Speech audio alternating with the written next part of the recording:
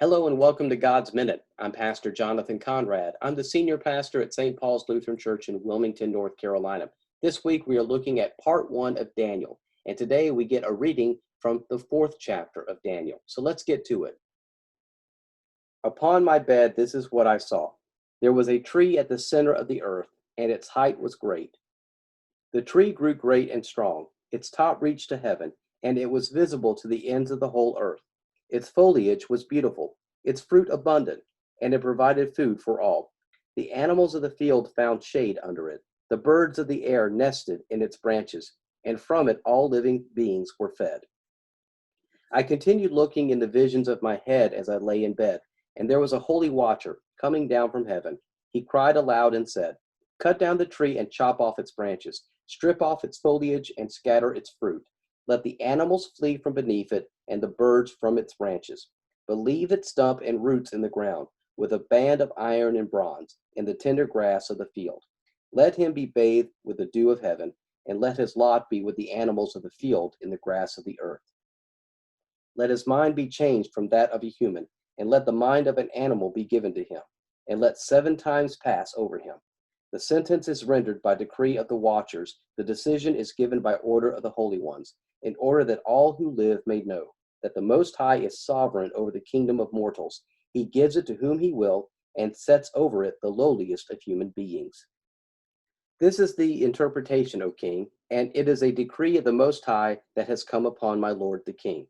You shall be driven away from human society, and your dwelling shall be with the wild animals. You shall be made to eat grass like oxen. You shall be bathed with the dew of heaven, and 7 times shall pass over you, until you have learned that the Most High has sovereignty over the kingdom of mortals, and gives it to whom he will. As it was commanded to leave the stump and roots of the tree, your kingdom shall be reestablished for you from the time that you learn that heaven is sovereign. Therefore, O king, may my counsel be acceptable to you. Atone for your sins with righteousness, and your iniquities with mercy to the oppressed, so that your prosperity may be prolonged. So King Neb has another dream, and he shares it with us. And he is scared of this dream, as he should be, because he is about to lose control and lose everything that he has worked hard at obtaining, power and control. To me, what Daniel is doing is preparing the king for what is about to happen. Now, Daniel cannot stop this from happening, but he can at least give the king a little heads up. Daniel is telling the king to atone for his sins, sins that include his treatment of the oppressed. So the king makes a big shift. He goes from praising himself to praising God, and he does a good job of it.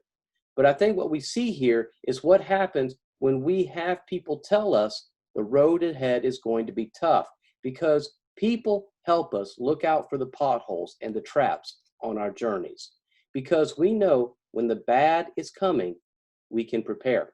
We can continue to prepare for the rough road ahead of us during this pandemic by praying, reading our Bible, continue to serving our neighbors, strengthening our relationships with our family and loved ones, building up foundations that will remain strong when times get tough. Because even when the road gets tough, we know that God, our God, is tougher. He is the toughest, and that is good news. Thank you for joining me today. I will see you tomorrow for another edition of God's Minute. Take care and God bless.